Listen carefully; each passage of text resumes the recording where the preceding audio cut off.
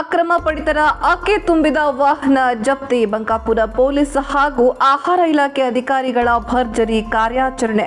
5.50 ಲಕ್ಷ ಬೆಲೆ ಬಾಳುವ ಅಕ್ಕಿ ಜಪ್ತಿ.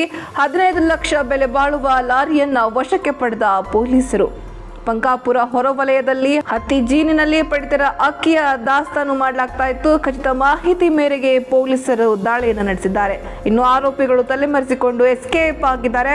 A1 ಆರೋಪಿ Mainuddin Khatib alias MK, A2 ಆರೋಪಿ ಸಾಬಿರ್ ದೊಡ್ಡಮನಿ ಎಂಬಾತ ಈ ಮಾಸ್ಟರ್ ಮೈಂಡ್ ಪ್ಲಾನ್ ಮಾಡಿರ್ತಾರೆ. ಆದ್ರೆ ಇದೀಗ ಪೊಲೀಸರ ಬಲೆಗೆ ಸಿಕ್ಕಿ ಬಿದ್ದಿದ್ದಾರೆ. ಅನ್ನಭಾಗ್ಯ ಯೋಜನೆಗೆ ಕನ್ನವನ್ನ ಹಾಕಿ ಕಳ್ಳರು ಎಸ್ಕೇಪ್ ಆಗಿದ್ದಾರೆ.